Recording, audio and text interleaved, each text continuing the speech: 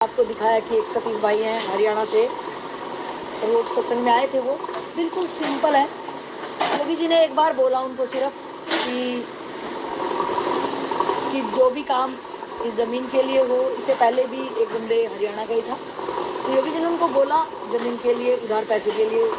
उन्होंने कुछ भी नहीं, उस भाई ने इवन कर्जे पे पैसा उठा के, उस भाई को बहुत बहुत प्रणाम है कि कैसे वो योगी जी के एक भाव को, क्योंकि इतना इमीडिएट एक्शन लिया गया था कि ज़मीन को अगर ये चली जाती, तो योगी जी का भाव था कि ये ज़मीन जानी नहीं चाहिए, क्योंकि यहाँ पे बिल्डर्स लोग आने लगे थे। तो इसके लिए दिन रातें मेहनत कर करके कि ये ज़मीन आश्रम को ही हो, आश्रम का कोई ट्रस्ट नहीं है।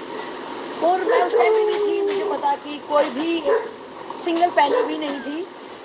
तो मैंने कहा कि ज़मीन आएगी कहाँ से।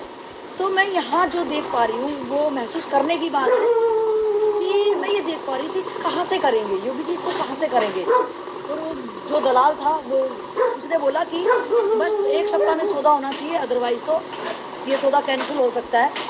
तो मैंने कहा कि ये कहाँ से आएंगे इतने पैसे, क्योंकि रजिस्ट्री करवा के, इंतकाल वगैरह सब करवा के, नामकरण वगैरह करवा के ये लगभग मतलब कुछ हज़ारों में 10-15 हज़ार रुपये कम होंगे। 35 लाख की ज़मीन है ये।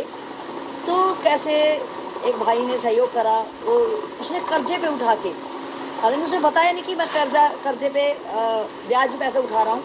उसने कहीं ब्याज से उठाए और योगी जी को 1 सप्ताह में लोगों ने कैसे कैसे भी करके ये ज़मीन ली गई। और आज भी लोग की जैसे योगी जी ऐसे ही नहीं बोल देते कि तुम जाओगे, तुम्हारे जैसे लाइन में तुम्हारे से बेटर लोग आएंगे। तो ये मैं प्रत्यक्ष देख पा रही हूँ और इसमें मेरी कोई मानता नहीं है, बस यही परमात्मा और योगी जी के श्री चरणों में रहती है। मेरे से बेटर बहुत होंगे जो लाइन में है, बस मेरे से कोई ऐसा कर्म ना हो जाए, मेरी बुद्धि से या मेरी ज़बान से, मेरे शरीर से कोई ऐसा कर्म ना हो कि मुझे भी ये जो यहाँ की एनर्जी वो हटाए और मेरे से बेटर कोई आए। बेटर आए, उनका मोस्ट वेलकम है। बहुत बहुत बेटर महान हस्तियाँ हैं जो योगी जी से जुड़ी हुई हैं।